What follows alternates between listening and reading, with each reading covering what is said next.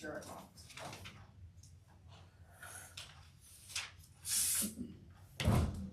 Hi, How are you?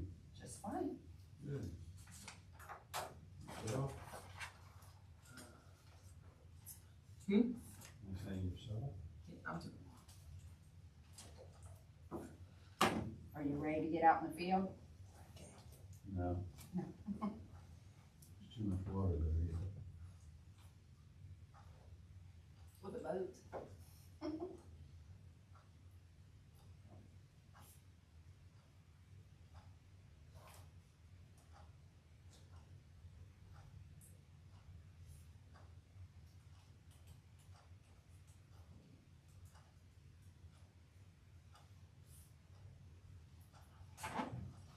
Tom, I'm just gonna go ahead and hit it and then. Yeah, hit it, cause we'll give about 15 seconds.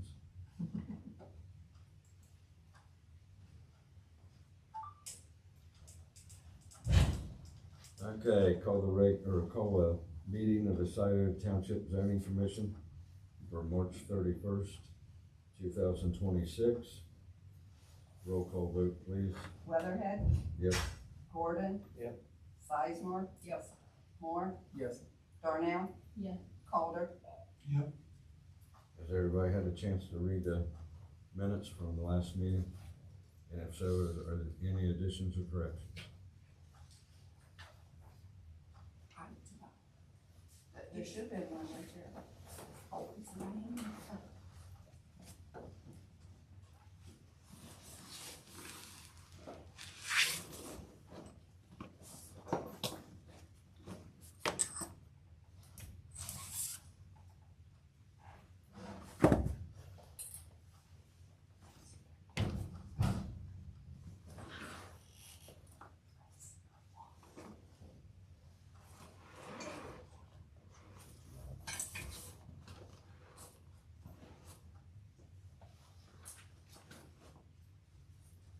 I don't think that I made a motion to separate the data points.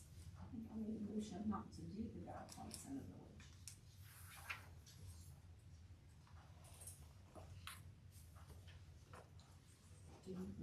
Well, I had that you made a motion that you wanted them to be separated from the township and the village. You didn't do that?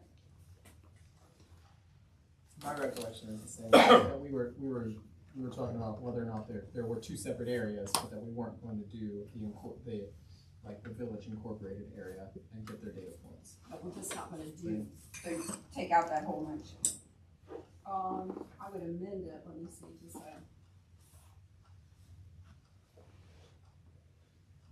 data points only be collected from the unincorporated area outside the township. That's pretty close to what I said.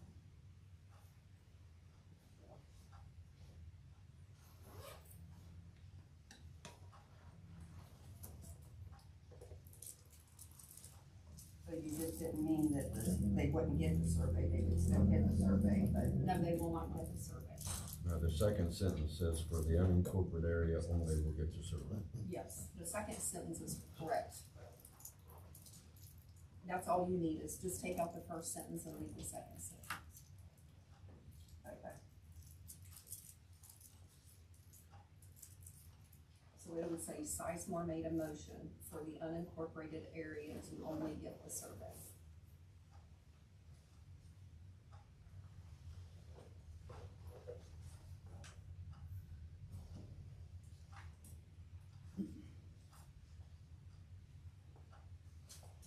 Let me check this over.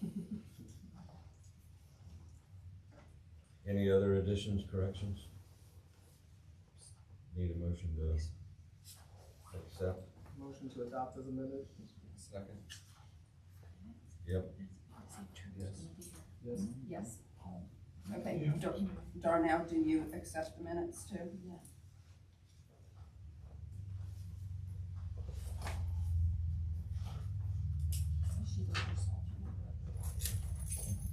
Because you're the first alternate, do you wanna sit up here? Oh, yeah, that's fine. I wasn't sure if Trevor was coming. For sure, Terry said that trustees never said who was the first alternate. Oh, okay. Yeah, I think. So he I said think to that count was you the next both meeting. on the board to give you more pay tonight that you're both on the board. I mean, you can sit up there, Oh. but both of you will be counted as being on the It board. doesn't matter. Yeah, they have to get that straightened out because one of them gets to vote. Well, Terry said just to count them both being on the board, as the trustees didn't. Okay. Yeah, but for voting purposes, well, I don't think we have anything to vote on tonight. Right. Trevor still doesn't try to make it. That's true. Okay, before going into old business, there was a quote request made at 3 o'clock today by a trustee for the board to visit the PURD and the laws of setbacks. I guess the HOA or whatever that governs that area has allowed outbuildings, but the backyards are made to where they can't meet the setbacks of 10 foot on the back or the sides. So I'm just saying this is a request. It was new. It came in my lap at 3 o'clock this afternoon. And we are asked to please discuss it and rule on it. So I had a conversation with him as well, and I told him that I did not think eliminating that to no setback was wise, because then you would have to trespass on your neighbor's property to mow the grass or to maintain the shed. And I asked him how he would feel about reducing it from 10 feet to 3 or 4 feet. Makes sense. I think an ad hoc removal of the setbacks is a horrible idea. It's a platted subdivision. A lot of times those setbacks are can and should be used by emergency personnel when they have to go in, and if you all of a sudden can't get through a backyard with a fire truck, like a lot of times that's where the setbacks come from. And I'm not saying that applies to every yard, but just to say, on all of them, we change it. Like, I just can't see us doing that without seeing the plat. I mean, it's not to say that someone can't come in and ask for a variance, but to just amend it without looking at the plat, knowing which lots it applies to. You know, the reason that a variance is publicized, like, maybe their neighbor doesn't want it that close to their house, right? There are all kinds of things that come into play there. And I can't just see doing it for every house. I mean, there are 1,200 homes or something in Southern Point. I mean, that would be making a change to a whole lot of place without a lot of information. I agree with that. I think leaving it as a variance, if they want to come get a variance, they can get a variance just like anybody else that wants to. That's my thought. I'm okay with that. I did ask him also that if we do change it, and maybe this is for future, that the siding, or at least the color of the shed and the roof needs to match the primary dwelling. I've been touring neighborhoods like crazy to see what actually makes them cohesive. I don't disagree. I mean, I think for PURDs, that's especially important. I don't know if we want to change it for everybody in the R1. Right, just the R3 district, PURDs. then the PURDs. Because the thing that needs changed is actually a general, like under 2903. Right. It's on page 143 of the most up-to-date one. I think it's on a different page and some of the later ones. But that's the section we would actually need to change. Because it looks like this got passed later, but affects the PURD district. Yeah, because there's no even no mention of it in the PURD section. I haven't searched it. Yeah, I think leaving it as a variance, if they want to come out and apply for a variance. Or if there's like a section that what the trustee thinks needs change, like if he could bring that in and show it to us on a plat so we can evaluate it, maybe ask the fire chief if he has any issues or what he would allow back there, but just on the information that we have, I can't see doing that. Good point. And then the second half of that too, I think you mentioned that they wanted to waive the fee for the. Yeah, on the text, I said that couldn't happen unless you wait a long time. Yeah, that was, He told me that was a typo, because he had actually voted previous on another one not to ever waive fees, so he said that was a typo. long typo. Yeah. Okay. It's a long sentence. He knows typo. it's not gonna happen. Okay, good. Cool.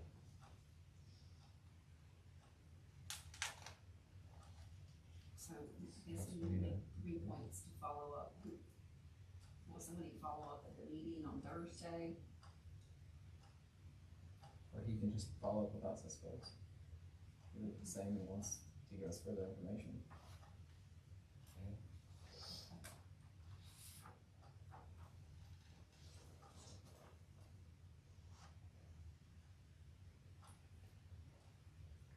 Do you think it's something that we actually need to vote on? We're not changing anything. Right, no. I mean, unless you guys wanna put a firm point on it, but I don't think it's necessary. That's fine. Okay, before the board changed last, or beginning of this year, we had been working on the zoning book in and out when time allowed.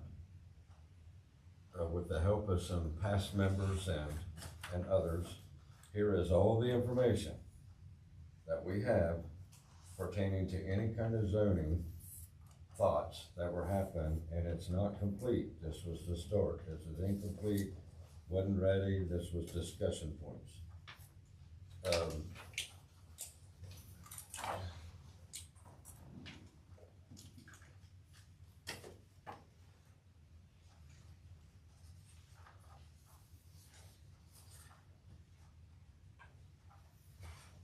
It's lengthy. It's very, like I said, this was just everything grouped together as far as we were starting to entertain and discuss. There's a lot of comparables in here about surrounding townships. There's a lot of, suggestions on improvements.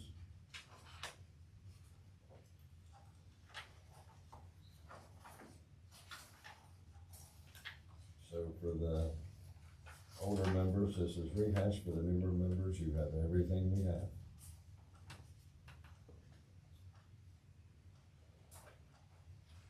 Do you two as older members, was there something that you felt was more priority? Yeah, zoning, or the solar panels, and then that's been delayed for 10 months. Well, but that's already been done, so Yeah. was there anything? Well, that's what this ended up producing, was just the solar panel. No, I haven't looked at this since the new board took over. I don't think there was anything like extremely urgent that came up. We weren't given a lot of direction by the trustees on what to focus on, so we would No. talk about things as they came to the table. So were you seeing problems where you guys would vote one way, the trustees would vote another, which would indicate that would be an area that? We had a couple situations like that, I think, where I know the party barn on Queens was one where we unanimously voted no, and the trustees all voted yes, or maybe not all of them, but it was voted and passed. Wedding garment, or? Yeah. That was one, and then, and that was just because the plan that they brought to us was not the same plan that they gave to the trustees, it was incomplete on our end, and Right. there were some other things, but, so there was that, and then there was that lot split that we did towards the end of the year there, where it got a little hairy, where they, others split that 11 acres into 4 different sections, and there was that dead land in the back, but to me, I think, the ratios of lots should be looked at. Yeah, I think that's Quickly, I something think to that's look at. important, because it causes those issues. Cause if that wasn't there, then we would've just been looking at splitting 2 lots, as opposed to meeting the width draft ratio, cause they both have the road frontage and everything. So that whole situation could be avoided, so I think that's important. And that would be just for rural residential or? Just like R1 R1. lots, yeah. I know we talked about it a little bit at the last meeting too, with that ratio.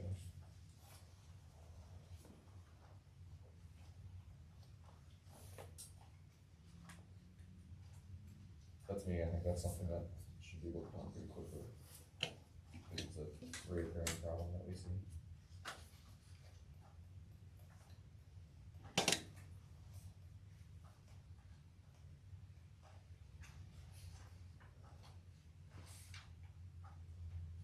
And I do not have the reasoning for why it was 3-1. I'm sure it made sense at that time, but I don't have the reason.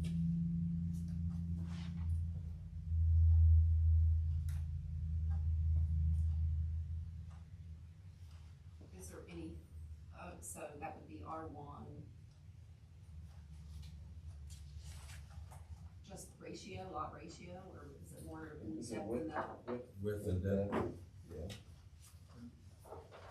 I mean, if we're gonna talk, that all comes down to like, what's our lot split? What are we gonna look like for lot splits moving forward? Like, is it just a ratio requirement? Is it I know we mentioned maybe if you come in for one, you have to show us what you're gonna do with the rest of it.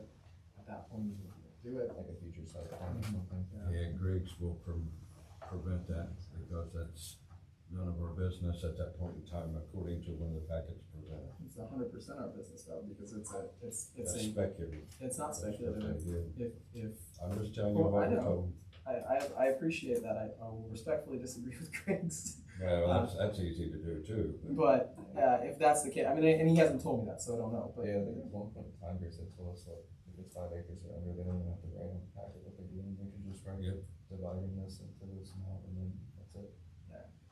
I And I don't know how you, I don't know. I guess how we'll you- ask for a yeah. justification memo for that. So I think in the instant, if we're getting those kind of things, we ask him to put it on a memo on his letterhead, and then he supports it. But until it's supported, it's conjecture at that point. Knocked and got lost.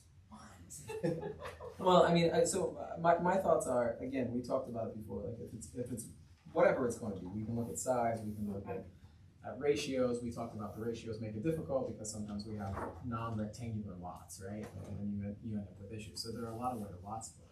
But then we also talked about the fact that some people come and take advantage of it, and you split off one, and then by the time you get to the last one, all of a sudden you have this piece of property that doesn't make sense. Either it's too narrow for road access to the back, which is what you guys ran into, or something else. Well, the way to prevent that is to do like a future use plan. Like this is, if I do ever do more than one or do two, whatever, this is what it looks like. But if what they were saying is Griggs will say that's speculative and we can't do that, well, then I would. No, we didn't say that. I mean, we said if they come in, like he gave the example, they come in with a packet, hey, I want this 11 acres split in half. Mhm. They don't have to tell us what they're building on it or nothing. They just want it split in half. He's making it almost impossible for us to make an informed decision. And then I sat here taking heat for everything that I gotta follow what they say because that's who I'm told I have to listen to. Well, I think that's because our zoning code right now, maybe that's what it provides for. What I'm saying, we're gonna change our zoning code. Like, under our current zoning code, I agree, that's all you get, right? Because it's super bare bones. But we're talking about amending the zoning code to force them to provide additional information. And once it's codified, then we can enforce that, and that's what they have to do. We can't just ask them for it now, because that's not what we have. Right. So that's what I think I was getting at. If we're gonna talk about ratios or not ratios, I think we gotta look at it holistically, like, what's our lot split approach going to be? If that's one of the things we're gonna look at.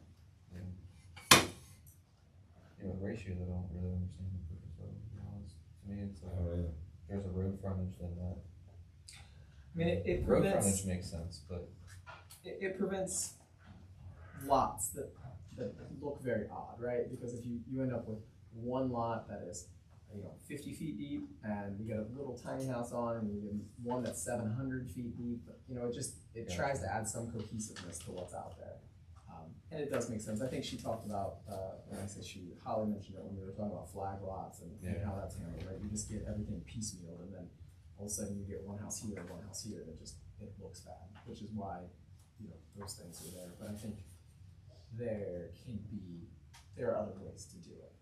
I don't necessarily know if I know which one's best, except for the fact that I do think it's important that we know if folks are gonna come in and split off one lot, what the rest of the plan looks like. Not to say they can't split them all off eventually if they want to, but we should at least know what it's gonna be, so if we want to say, okay, well, normally it's a 350-foot lot width, but that's gonna leave you with a 15-foot strip, let's make them all 351, or whatever the case may be.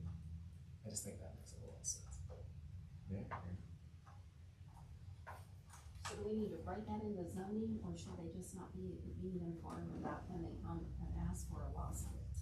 Well, you would write it into the zoning, because then we would have the authority to require it, right? Because if we just tell them that's what to do, but if that's not in our zoning code, then we can't enforce it. It's the No, same. but I'm saying if we're telling them that you might be creating a problem for yourself with your zoning in the future, and you choose to go forward with that, then you're gonna have to live by our zoning code, because you were told in advance, or there has to be some personal responsibility here somewhere. I don't want a 5,000 page zoning code because people don't come back in, because they don't know they don't look, they don't read.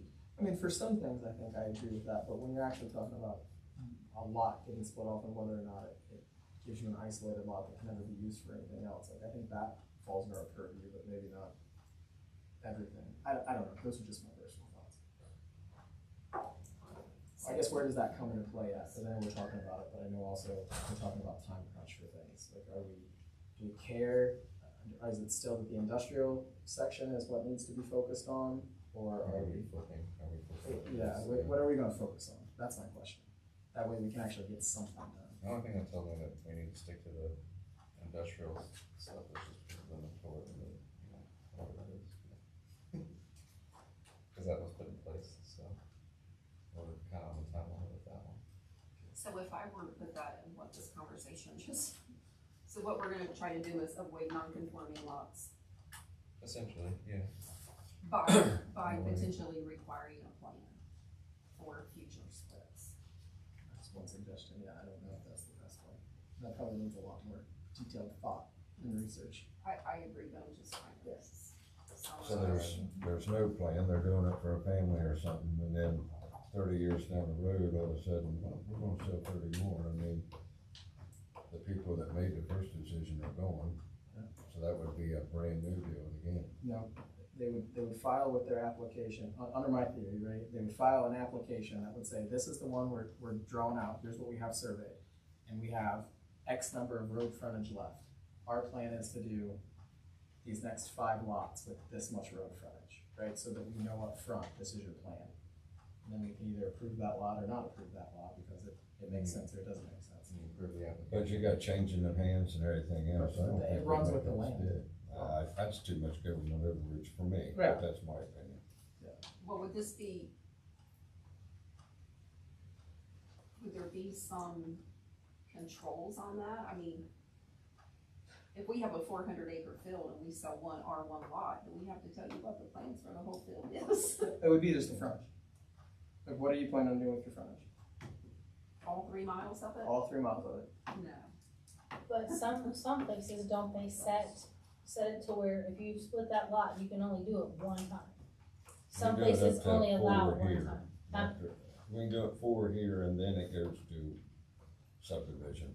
Cause I I know a got lot those of them, records it was at the only, house. you can only split that lot one time. Mhm. And it has to stay either residential or you change it commercial, you can't, because some people try to split it, do the residential, and then they try to put a commercial business or light industrial, Yep. something on the next lot. So you'll have to put some kind of restriction somewhere. Yep. But again, I guess I'm just trying to, are we talking about this now? What's our priority? Cause I feel like we have no focus. Well, that's what I was Yeah. trying to do, is get focused. What are our priorities? Well, we're told to So- work so on both at the industrial- same time, so half the meeting's gotta be Delta or the AI, and the other half's gotta be zoning. Well, I have a question about the industrial. Well, they're both zoning, You're right, they are both zoning. but are we talking, are you mean the plan that we're working on with Holly? That's what it needs to be? They want, the direction given to me at the last trustees meeting was work on the zoning book and work on the data centers. That was their specific words. And then I said, Ron, we don't have the time. You got 12 months on the, on the data centers, Mhm. and her schedule is 12 months for the land use. Okay, And he said, well, I suggest you split in teams. And I said, well, I don't know how you do that. so, but again, half the time land use, half the time is zoning for the, okay, cause the land use isn't necessarily zoning, that's like the holistic review, It's gotta surveys. follow. Well, from her perspective, we do the plan first and then we do the zoning second, Yeah, associated with but it. I don't even know if we've decided that as a board. I- We wanted to have Based on hers. zoning to match, but we wanted zoning to take precedent because it's the only thing that's legal binding. That is definitely not what Holly's plan is. If you Well, look I at, know that, if you look at her but- plan, but I mean, I guess at I one thought the point, board had stood up and said no. I don't recall if we told her direction one way or the other, I don't recall, I just know that at this point, I think her plan, which is why we did the survey, right? Cause the survey is all about the actual plan, not the underlying zoning, and that's why we worked on that the last time, so I think her intent is to come back in here and for us to go over that survey data the next time she comes in. So, Which I found out that would be her last meeting. Contract only holds 2 meetings. now 2 trustee meetings, it's 6 planning meetings. I'm Just tell me what I was getting fed the other night. at Well, the Or township board. I would say I read the contract, I don't know if they did. But it definitely, and she set it up here too. We get 6 planning meetings, but you only get 2 trustee meetings. So I know So that we burn up, what, 2 or 3 of those now? she said she wasn't counting anyone. The last one would have been that the trustee meetings hadn't counted. She did say that. And then I think the first planning meeting was the one we had with her this last time where we said. So the combo meeting didn't work, didn't have either when they unleashed their plan. She was not counting that against us in the contract. At least that's my understanding. You'd have to ask her specifically, but that's my understanding. So, data centers, industrial, I think that's where we start. or is it data I think centers if you or do that industrial? first, cause the regular zoning, we're just changing a little bit of the verbiage for some of the zoning stuff. We really need to set the guidelines for the data center stuff. I think that makes sense to do first. Yeah, I think so, and because the other stuff is just a little bit of verbiage change here and there, I don't think it's gonna take as long to figure out. And as far as the land use plan, I don't think we have anything to work on until we get a survey data back. I think Industrial and data centers. I think we spent time there. Are we gonna try to separate data centers out from industrial? And I guess my main question here is that I want a straight answer. Are we trying to write zoning that will eliminate the possibility of data centers? Or are we trying to zone data centers, or are we trying to regulate data centers? Because there's a big difference. There is, I don't think you can eliminate it. I don't either. I think that's the lawsuit we have personally. But I Well, would I don't say think we should. regulate / zone, a little bit of both. I think it needs to be super restricted zoning, which is regulated zoning. Yeah.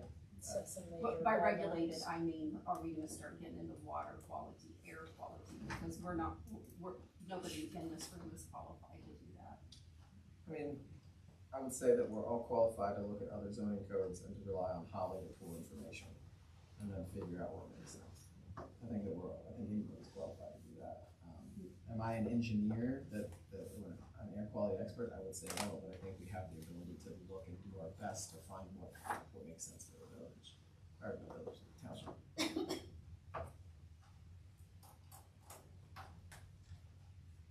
If we think that needs to be put in there, I'm not saying that we necessarily do, but I think that whatever it is, I think that we have the ability to rely on our resources, which Crossroads is one of them, right? That we do have the ability to go to them. She said it the last time she was here, if there was a specific section that we needed help on, now, before the land use plan was done, we can go to them and ask them those questions. Why I say not qualified is because I looked up some of the regulations that are already required through the EPA. Mhm. And there's a gazillion of them. Mhm. And we can't write anything that's less restrictive than those. So if we don't know those and we don't understand them, we'll be sitting here spinning our wheels writing regulations that mean nothing.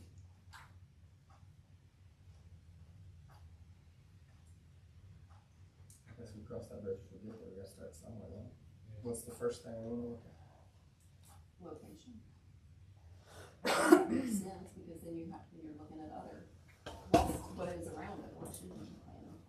Well, I think that's part of the plan, like where it goes, right? Not necessarily what we do when it's there, right? If we're looking at just the zoning, because we don't know necessarily where it's gonna go yet, it's how we're gonna zone it. I think the structure, which is what you were hitting on first, makes sense, right?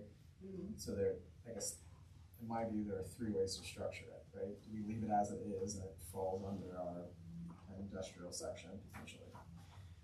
We pull it out of there and call it conditional use, or we make a new zoning section that is like heavy industrial, right? And we put whatever uses we want to put in heavy industrial, and make heavy industrial a catch-all, because right now we have our other industrial sector that has a catch-all that puts everything in there. It doesn't make any sense. Yeah.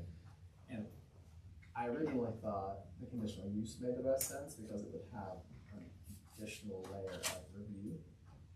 But after I realized that we do have quite a few sectors that are zoned that way, it might make more sense to put in a new zoning section.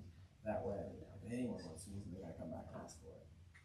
And it's, that way it all starts fresh, and there's no chance that someone tries to shoe a corner in under a section that's already been zoned. So So how do you define that? Like, how do you define it different from Right. plan? So, So you're talking, Right now, we cover light industrial, Yep. we could just make it, so we wanna Yeah, create a heavy section industrial. just for data centers, not just for data centers, I think there are other things that need to go or on. so heavy industrial. Yeah, I mean, you know, if we had a Creating chemical heavy industrial. manufacturer that came in, most of this stuff is gonna fall under that as well. We can decide, you know, I think, so it's like page 108, section 210601 is the planned industrial permitted uses.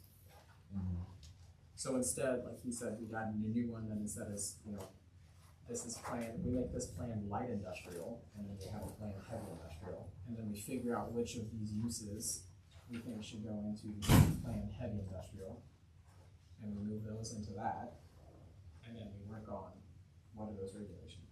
That's I think that's probably the best step forward, but that's just, suggestions on how to structure it. Once we have a structure, then we can talk about what we're doing. Okay, that makes sense. So right, we'll change plain industrial, plain light industrial.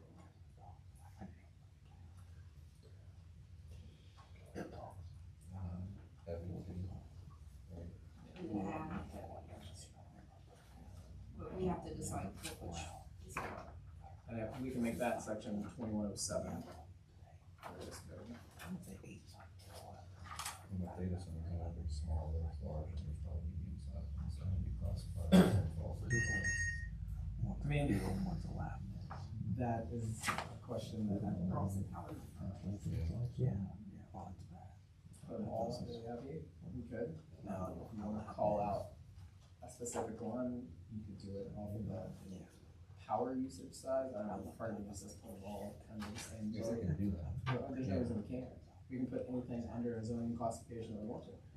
I looked at 3 cities around Columbus, they all were the same. They all put them in the same boat. That's what I think I would do as far as that one, but I would also, like,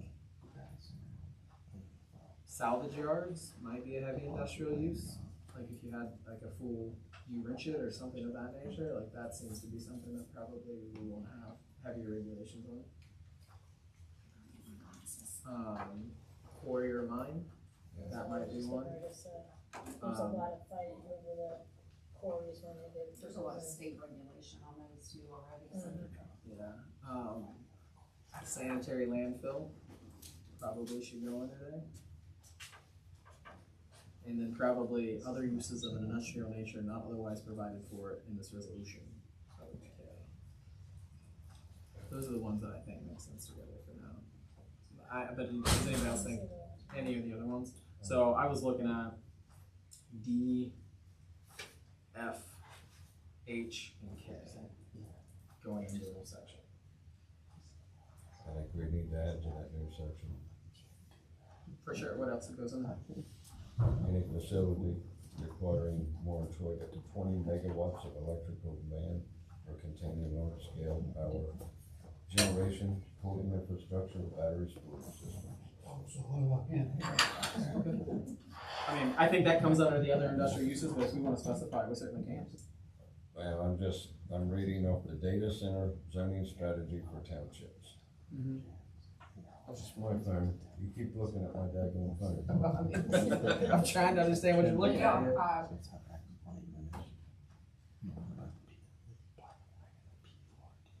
People reading things without copies for us to actually look at is not. I just drew it up.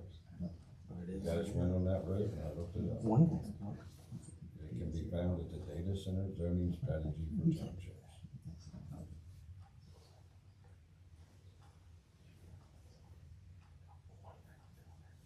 So you're saying that's how we would? No, I'm just saying I think it needs added. But I think you you're mean- right spot on. Anything heavy. Yeah, but is that specific to like data centers, how we define data centers then?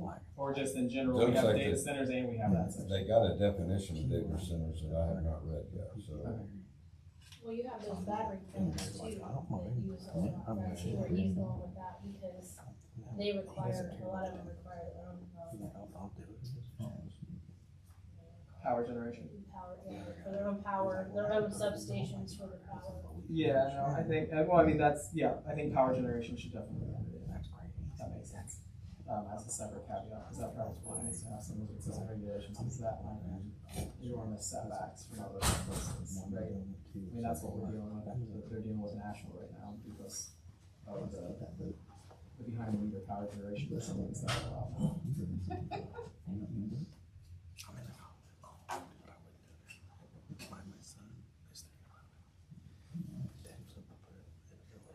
They say the definition of a data center is a building or group of buildings used primarily to house computer servers, data storage system, networking equipment, and digital processing infrastructure, including associated cooling systems, electrical infrastructure, and backup power equipment. Examples include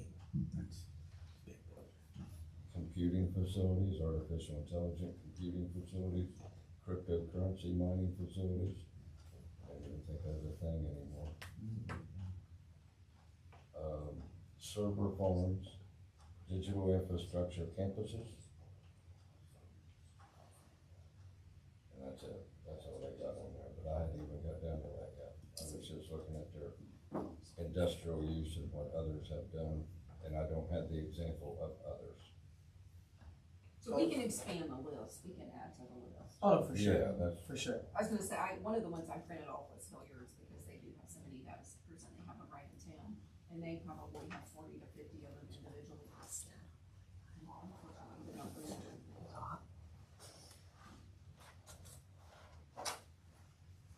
So like, if I were to like explain how they did it,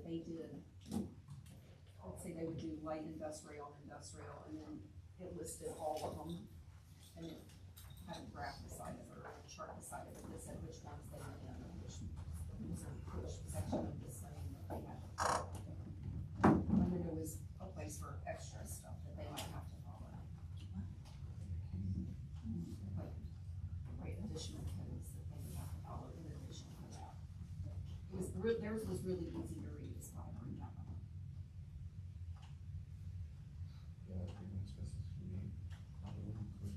Yeah, well, I mean, I guess if we structure it as what do we wanna look at, and then we can all go out and find things, right? So the first thing is what goes in there, which is what maybe we're looking at, what Right. goes in there. Mhm.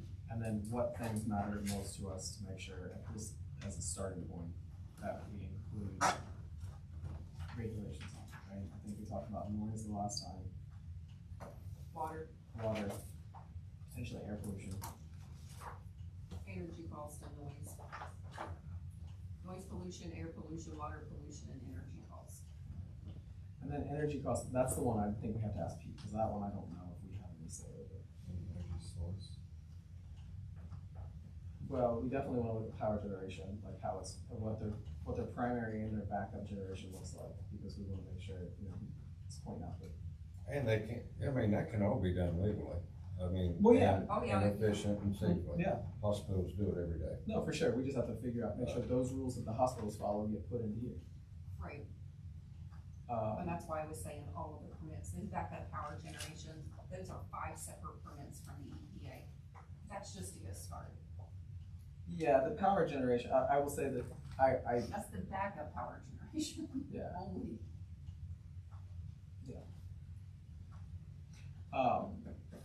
But I think we also need to look at sightlines, making sure sightlines are protected for neighboring properties. And that's gonna be, I mean, not trying to make a joke, but it's as flat as a pancake out there. Well, it is, so, okay, I can tell you that, just from my experience, it is possible, right? So they can come out, there are actually engineering firms that will come out, and they will go to the neighboring property, and they will stand there, and they will Right. say, your building's gonna be 40 feet tall at a setback of X, so you have to build a mound that is this tall in this place. And then the growth on top of the mound to cover the rest of it, Well- that's what I've heard. Well, that's what we have to figure out, right? Because everyone talks about the growth on top of the mound, and as you can see, you try that in places, right? FedEx did it, didn't work very well, but And- that's what Grove City wanted. Unless you're very specific about what kind of trees and shrubs that go there, Oh, you yeah. end up with, and we also have to have something that's very enforceable, because then you get our zoning inspector who's going out to check the caliber of the trees and say, hey, you've got this tree that's dead, I need you to find it and replace it, like that becomes problematic. Well, here's what happened, because before I got bought out, Mhm. there was a light industrial right behind my house. We said, you have to put because I already had a tree up. Mhm. You gotta put trees in the spot. They went out and found little tiny pine trees that were like twigs. Placed 100 of them, and not one of them took off. So I had to fight, but it wasn't in the zoning regulations. I had to fight to have them put trees that were 4 foot tall back there to cover up all the empty spots, so I didn't have to see it. Either they put up a fence, or they had to put up trees where we couldn't see it. So if you say about your buffer zone, you better be very, very strict on what you want, because it will, they can come back and say, well, it didn't say. So most of them, like if you go up by Rickenbacker, most of the stuff that, has been up there for that general district is you have to have a certain amount for the mound, you have to have 4 to 5 foot trees already planted, and any other kind of greenage that goes up through there. So you have, if you're going to change that, you better be very, very specific, especially when you go to do the heavy industrial stuff. No, for sure, because ours doesn't actually require much screening at all. Right. Yeah. But, Requiring native species also takes care of some of that, because they're more likely to live and not die. Yeah. I personally don't, I mean, I don't mind, like, it from a beautification standpoint, but if you're truly protecting a sightline on a neighboring property, it just needs to be the mound itself. How high does the mound need to be, and anything on top of that is big, in my perspective. Because if you look at it as from the trees, like you said, sometimes they're not big enough, sometimes, you know, even if you do a 3-inch tree, right, it's only gonna be 8 feet tall, it's gonna take 20 years before it actually benefits a sight line. But if you put dirt there, it doesn't mean they want. So it's just something to think about, but sight lines are something we have to think about. Some of those out there look really nice, don't they? Is it lawn? Of a Rickenbacker? Yeah. I meant to bring the other restrictions on how they have to do that stuff, because, the RBD district up there, they have certain guidelines that they have to follow for every warehouse that goes up there. And a lot of it's really strict, and it looks really nice, and they have to have somebody maintain it all year long. So if they do that, they have to have a company, there's a company comes out every year, maintains all of it, puts out new mulch. If the trees are dead, they replace them. I mean, they really take care of it up there. It's really nice. So like, if you're gonna be putting these businesses in, that might be something, because you know it's gonna go all up and down Route 4 in the town, so. Maybe this is a question for Pete, but maybe you can answer that, what she said. Can we assess them and do it ourselves if they don't do it, if they let it fall into ill repair, dead trees, don't mow it, can we do it and assess? I mean, that's part of the enforcement provision that needs updated, right? So that way our zoning inspector, if there's a violation, you should be able to send a letter to tell them to correct it, and if not, there's usually a daily fee associated with it until it's corrected. And then at some point, you can go to court and you can get the right to do it yourself. But if you don't have it in that book, cause that's what I ran into. Yeah, no, it has to be in If it's not in there, they'll be like, well, there was no specific thing, so we done what we were told to do, so. Definitely has to be in there. DHL, they did a study for that one, didn't they, the height, sightline height, shadows, all that. There's a sightline study that was done for the property at Route 104 that requires it's 20-ish odd feet around the entire length of the property on Route Road, correct the sightline for the neighbors to the north. And it seems like a lot, and it seems really expensive, but when you're talking about $500 million development, they can build a wall.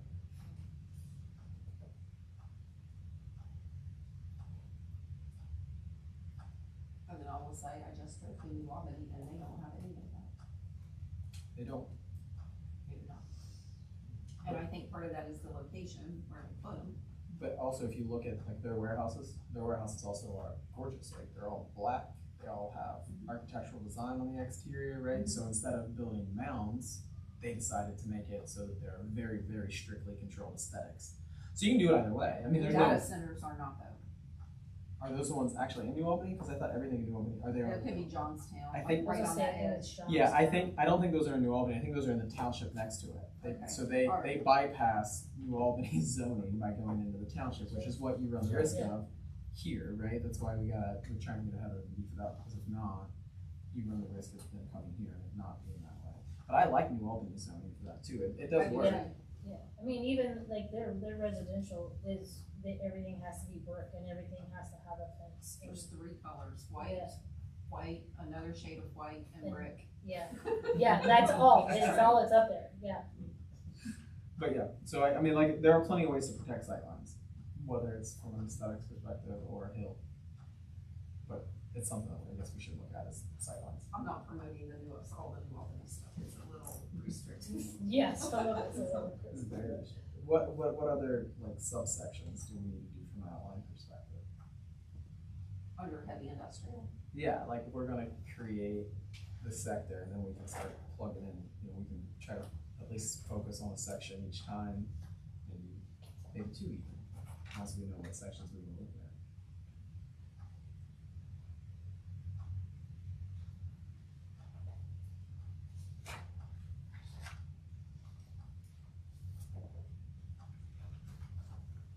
Just trying to think of what makes sense to start with. Now, do you, Are you talking about like general development? Like, just from I was looking at like a holistic perspective, like what categories of things are we concerned about when it comes to industrial development? I guess data centers. Well, that's a use, so I would put that under use, right? So that's a use, but then we're also looking at the noise that is associated with it. Okay. We're looking at sight lines, we're looking at the air pollution. So we have water, air, noise, power generation, sight lines, and an enforcement provision. What about size, right? Do we want size and setbacks? Those are something that we can. setbacks definitely? Yes.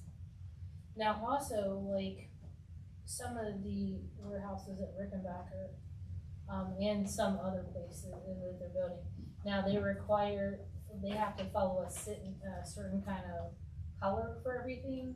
Are you willing to, cause you can set that too, like, cause I know they do for the RVD up there at Rickenbacker. Like, New Albany has the white, the off-white, and the white.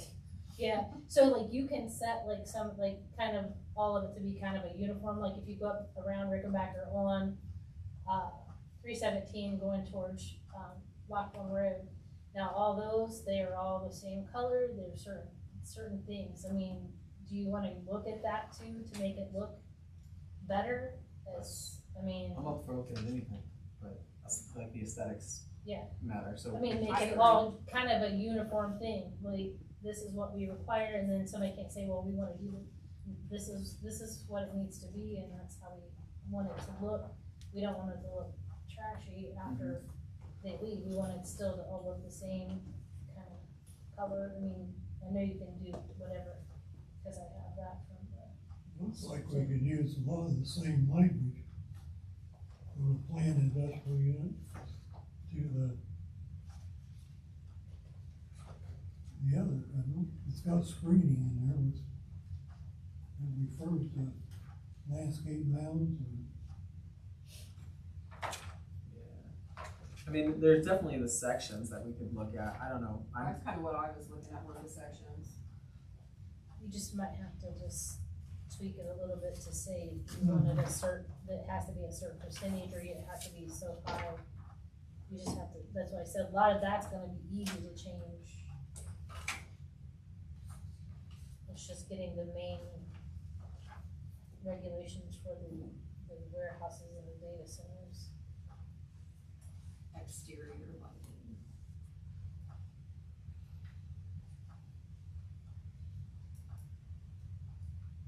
One of the things that Hilliard's and New Albany both said, you know, I mentioned all of the other permits that they're allowed to have, that's the first thing both of their zoning says. They have to have all the other permits in place, I know this may federal, sound state, stupid, something. but we probably need to put something in there in case it's a data center about evaporation. Have you seen them amount of water that's over just north of the side of the downs? Day in and day out, that's all those cooling towers, I mean. I think that's the it's style damn of, near full. I think that's the style of data center, and I don't think those are gonna be around too much longer. It maybe not, but I do know that cooling towers is what's producing that. The evaporative cooling towers, Yeah. I You're know, gonna have it restricted, so those aren't, you know, I know. I mean, I don't know if it's causing harm, but I'm sure it is, I mean, in one way, shape, or form. Yeah, that I have no idea about, but I know we talked about looking at alternative cooling options anyways. One that, so I looked at that a little bit, it looks like potentially geothermal might be an option. Yeah, they've been kicking that around, and then China had the breakthrough, which I'm anxious to see what that happens in 20 years. They're putting them all in the sea.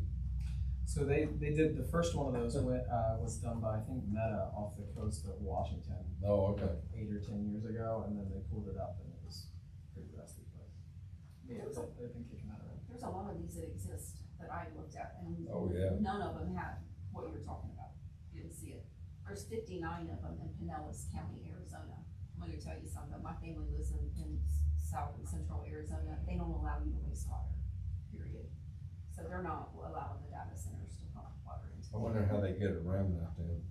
I mean, because there's I gonna have be somebody- water. I have usage. somebody looking at it. Oh, okay. Because I thought that was a I don't interesting buy place that. to look at, if you're gonna look at water conservation, how to do it, it's, I don't buy the 5 million gallons a day just because of being around cooling towers. You know, you gotta make, it's a closed loop, but you gotta take up for the condensate. That's an awful lot of Capture that. condensate for $5 million gallons a day. are some I of think them not they're exaggerating. recapturing that condensate? You really can't, because it's gotta run down through filament, and then as it runs down through there, there's fans underneath that cools it, gets pumped back in. Yeah, I think it really depends on the system, the agent systems. I think some of them are regenerative now, and they usually, they use those, like, I think when they quote 5 million or 1 million, it's like if you look at all of the buildings on a site, and if they all had to be drained and refilled on the same Oh, day, okay. that's how much it could pool, but on average, Yeah, it's once much they're less a- full, it's you're much not, less a no, it's day, gotta be, yeah. but then but there are some days, because if it gets really hot, then they burn off, like you said, it evaporative cools, and they burn off a bunch, and then they do have to regenerate. So they could pool that much in a day, but just not every day, but they don't know what days. So when it comes to like a water usage perspective, it becomes difficult for a municipality or a township or city, because they have to plan for them pulling that water in a given day, but it's only gonna be pulled every so often, so it becomes hard from a cost perspective. But there are ways around it. That's why we have so many in Central Ohio, right? They They figure out a way. require them to have their own on-site storage supply. They usually do. But then they have to regenerate that supply at some point, right? Like Right, but it's- they may not have to do it all in one day. Yeah. They might need it all in one day, they've got it there, they had to build the tower, the tank, or whatever, but then they could refill it And then more storage, gradually. being it's gonna evaporate, you know, they're gonna have to treat for Legionella. So we don't release that into the air. The only reason, I don't know nothing about anything, but I do know hospitals. Yeah. That are smaller scale, you know, with our cooling systems, we gotta treat for that Legionella, or we can spread it. I think they have to treat With for that all water kinds of mess. stuff, right? Oh, yeah. Doesn't that come But the under cooling your, towers is the, doesn't that come under your federal permits? that I could not tell you, 'cause that's above my pay grade. I think that comes under federal permits. It does, but I mean, we're only inspected once a year. I mean, to save costs, but not that anybody would, but to save costs, you treated them up before they show up. I mean, how are they gonna catch it? If they just audit, unless all of a sudden we get Legionella everywhere, and then they'll come back in. But that's something that probably won't happen, just being plain devil's advocate. One, chemicals that they would use, but Some places require Not third-party draining. audits. yeah, that's why hospitals have the joint commission. It's a third party deal. I don't know that we wanna go to that extent yet, but I know plenty of, there's a lot of places that require third-party audits.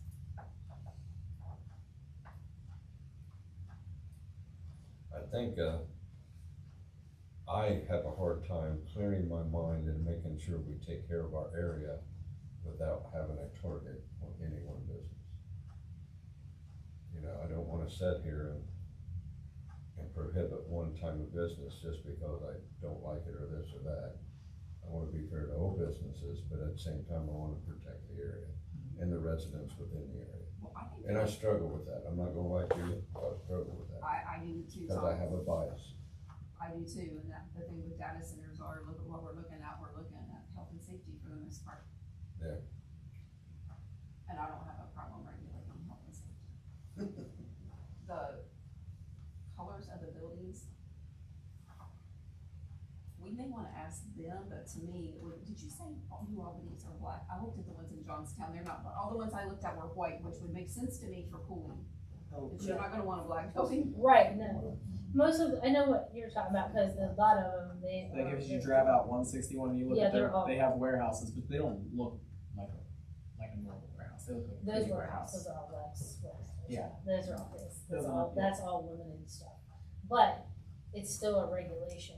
Mhm. So, I mean, they have a lot of, they're a little strict on some things, but, Well, that's just the question, how strict do we want to be, but that's Right. something we can think about when we get to that section. Are we allowed to form NCAs with industrial? I mean, it's got a new community authority, so on the surface, I'm thinking not, but is there something that we can form like that, like? That's probably a question for outside finance council and trustees if they want to do something like that. Okay. It wouldn't be something we would do through zoning.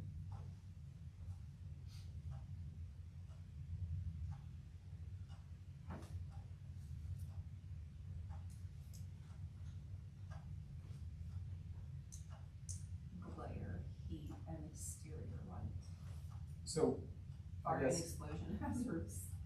to try to keep things productive, do we have, I guess, do we want to, everybody go pull a city, we all can pick a city, and we can go look at their zoning code and bring back the good things we like from it? Or do we wanna say, we're all gonna work on section A, so that way we can come back with thoughts on whatever that section is for the next meeting? What's everyone's thought? I don't know how you guys did it for the solar stuff, but so that we can kinda track it forward and. Solar stuff we looked at other townships and stuff in place, and I kind of compiled it. Okay. That seemed to work well. Does everyone wanna pick a place? And then we just or start we there? just see what, like, all of it, because I have some stuff that's from different places, she's got some stuff. And just, and somebody else go ahead and try to figure out if we need to do that, or Yeah. just bring it all and just. like, Well, that's what I'm go and thinking, see. yeah. What kind of areas have you had to communicate with? I mean, like, so, I mean, I work all over the country for zoning, so, everywhere, from, I'm talking like the, I don't know, aren't you a lawyer for some company that handles one of these companies that are looking to? that do development, Yeah. Yeah. So what have you run into in areas that companies try to build data centers or whatever? so what have I run into as far as like zoning Yeah. issues? So it really just depends on where you're at, most of the time for those sorts of projects, you would look at a planned district as opposed to coming in under straight zoning, which is what we have here. And the planned district, then you come in and the data center will say, these are things I like, these are things that I can use, and what do you want changed, what do you want done different?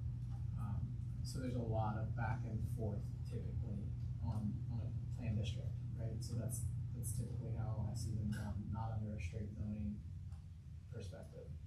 Which is also what we could look at here, like we could make it so that, and I would suggest potentially looking at that, so that under the planned, under our industrial district, right, it's a situation where this is our baseline, but you still have to come in with a full zoning text and a full everything, and then Right. we can negotiate off of that.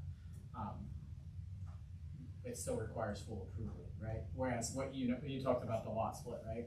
Where if they come in and it's 11 acres and they have to split it twice, they don't have to tell us what it's for, right? We would wanna build caveats into this where, no, we still get approval over what it is and what it's gonna look like as a holistic view. You would wanna build Don't we do that. like land districts as part of the land use plan though?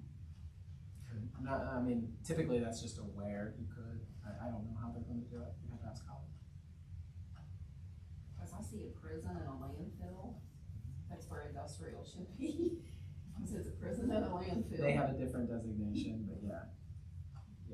Again, that's one of those things where different zoning than what existed at the time. There's also not many houses over there, I mean, relatively speaking. I mean, is that what you were talking about, doing a planned district?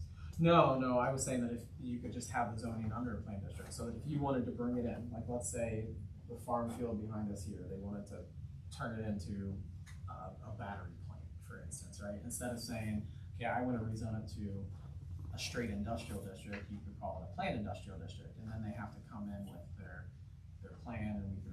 preliminary plan, and then we could look at it and say we like X, Y, and Z, but we don't like this, make these changes, right? It's a much more hands-on and intensive form of zoning. Or you can do a very, instead of having 5 pages on zoning code for industrial district, we have 50 pages, and then it's all already taken care of. Or we can find somewhere in between. In your honest opinion, wouldn't it be better to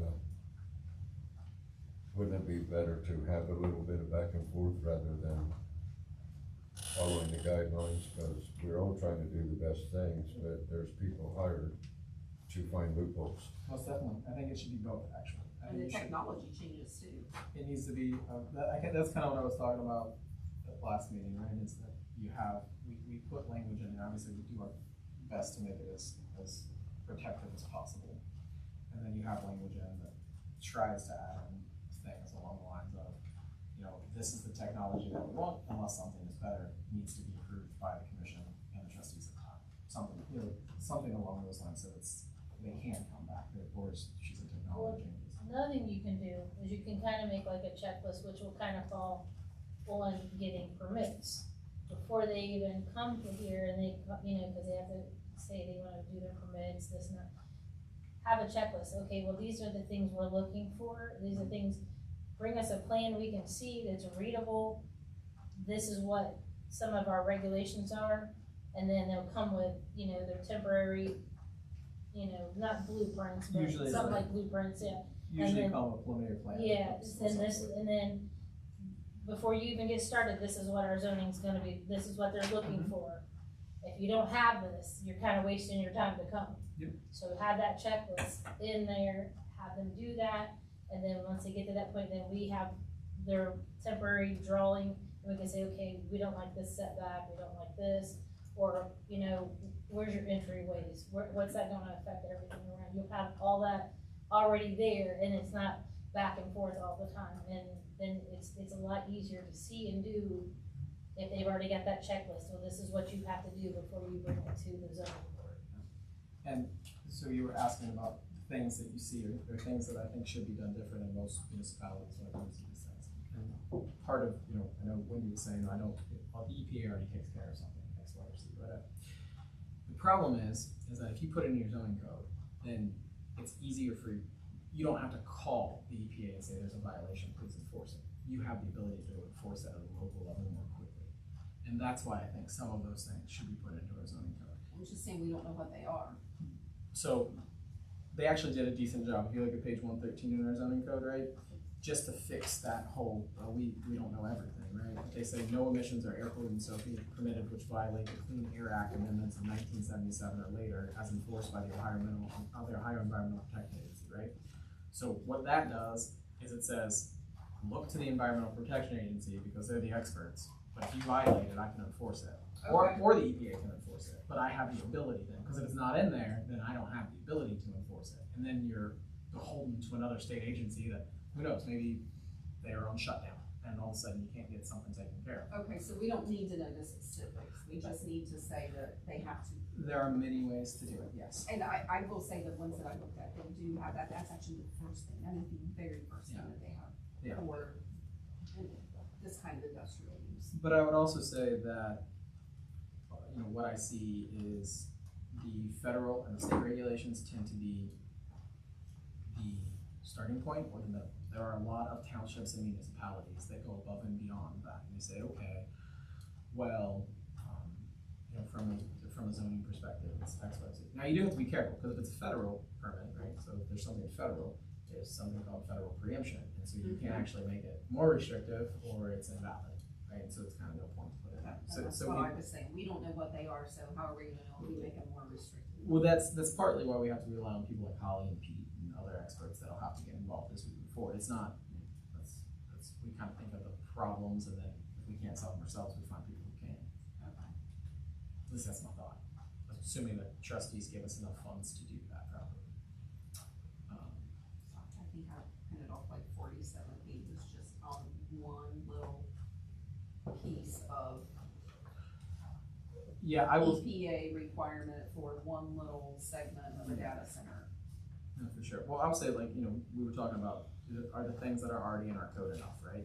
And so like, if you look at H for landscaping, it's all about a paragraph long, right? And in place, I would say that we're probably looking at like 5 pages in landscaping and screening, right? By the time you put in charts that say, these are the kind of trees that you want, these are the size of the trees that you want, this is how you have to do your sightline study. Those things are usually pretty intensive, especially for an impactful use like a data center or a battery plant, or you know, a Cargill comes in and says they want to put an ethanol plant, right? Whatever that looks like.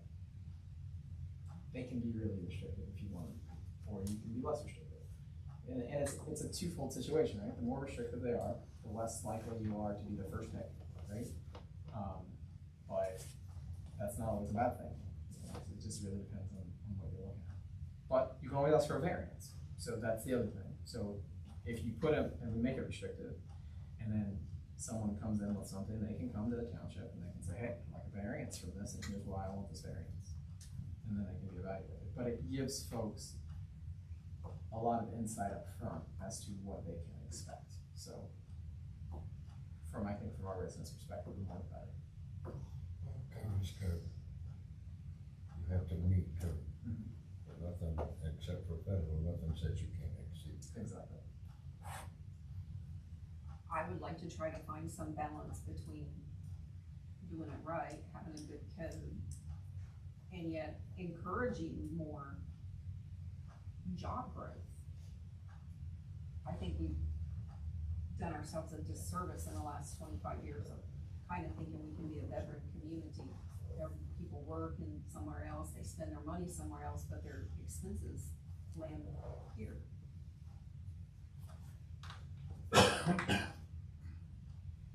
I think that's what the land use plan will help guide us to, like areas that can be commercial or and those sorts of things for sure.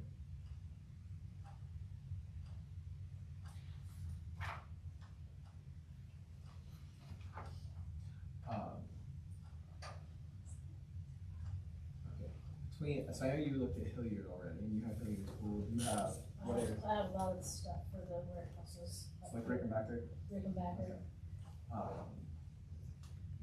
I have New Albany School as well, it's just not easy to navigate. I have another, but I just don't remember which one it is. I can't remember.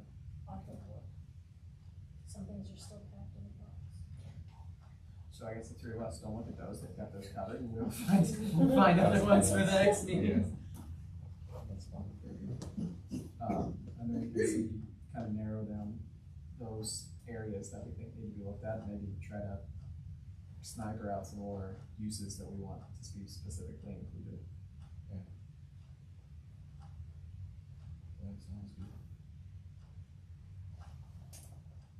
Yeah, Hilliard did do a really good job with that list. As a matter of fact, I was scrolling to get to data centers, and then scrolling.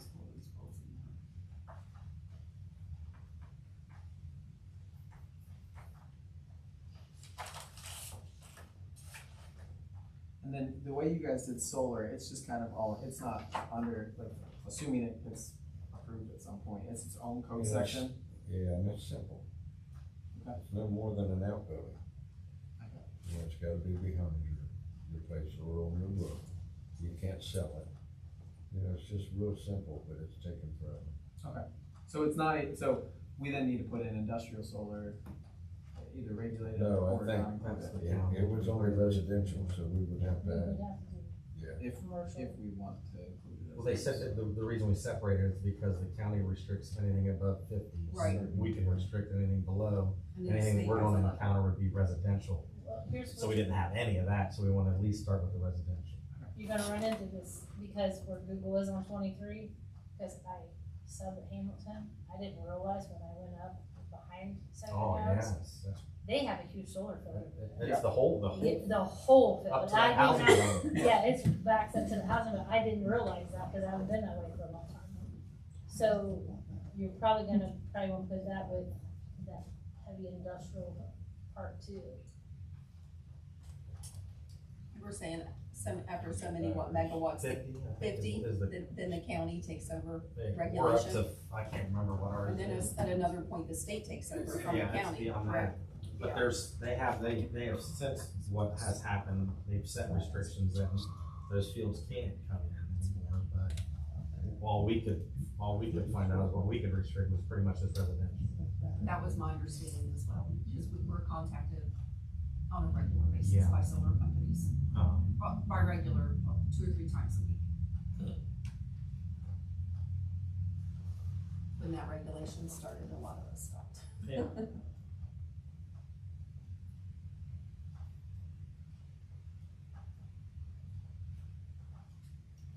So for next meeting, we'll just compile everything. That'll be fine, and go from there. Now, is our next meeting with her, with Holly? I could not tell you. Isn't her meeting in May?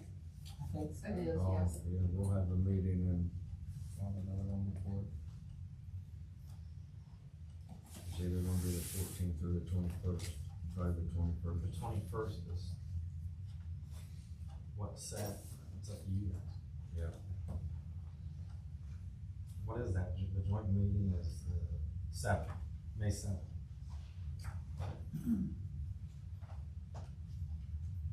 So we will meet April 21st. That's the regular zoning meeting. Yeah. Yeah. And we'll run it the same way, we'll run new business first to get it out of the road so we can work on this. So we're not gonna meet before the 21st? Unless the board wants to.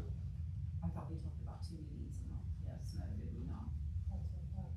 It's probably gonna take it to try to get all this done. For sure. I think so too. So the 14th. 7th or the 14th, well, the 7th isn't very far away, 14th, yes. And then the 28th would be the second one. Or do you just wanna have them 21st. back to back? Then the 21st, Oh, that's the regular, unless we advertise different, that would be 14th, 21st.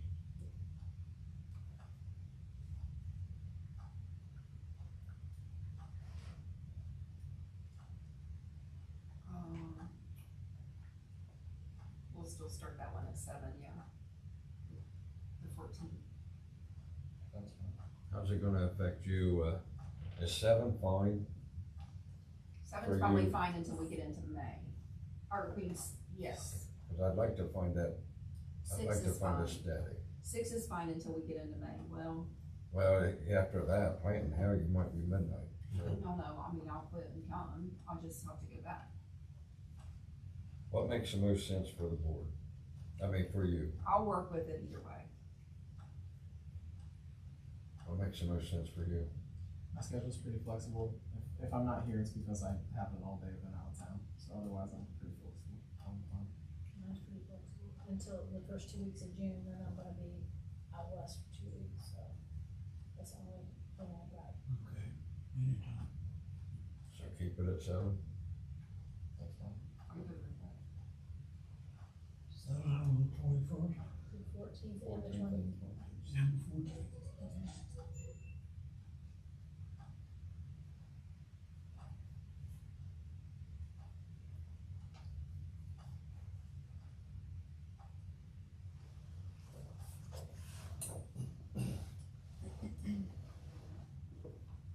So is it the 21st or 28th, the second one?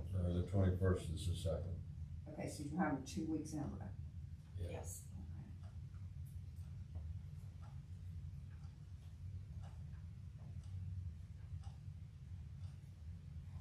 So on that language you were talking about the federal regulation, I understand. I think it's important. I just don't, where do we get that language from?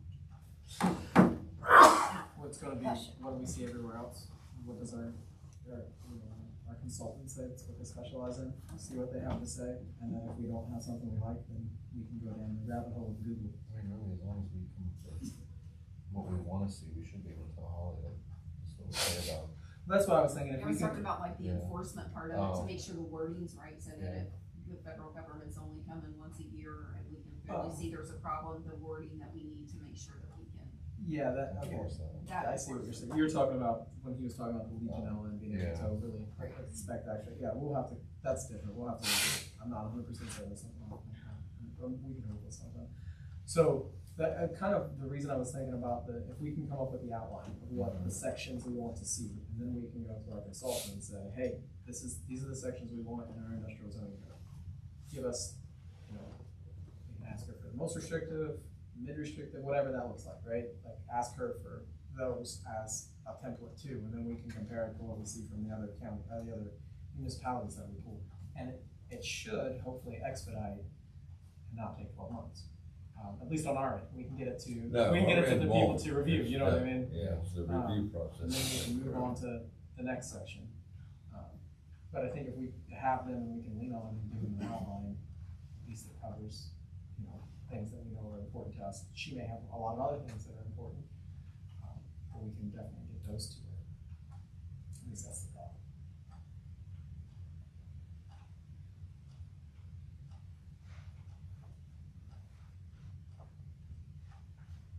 And I don't recall, we didn't have any homework from the planning, right? It was just, she was gonna get the data together, and she'll send out the data, and we'll review it, and we'll talk about it. Have those went out yet? I haven't received one, has I haven't anybody seen received one? I haven't either, and then the other thing that we were hoping for was for guidance from the township on, from the trustees on advertising, if there was any dollars available for us to actually pay for whether or not it was to put a sign up at an intersection. I did not bring that up, forgot all about it. Okay. So that's something. We're gonna make the meeting on Thursday. Yeah. probably. So probably that, and then did they mention anything about the email addresses that they were supposed to set up for us? A lot of chatter, but no resolution.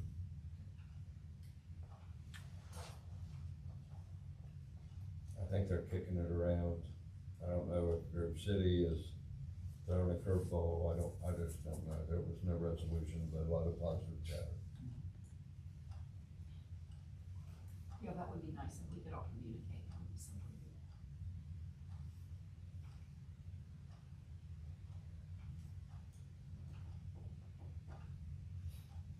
8:15.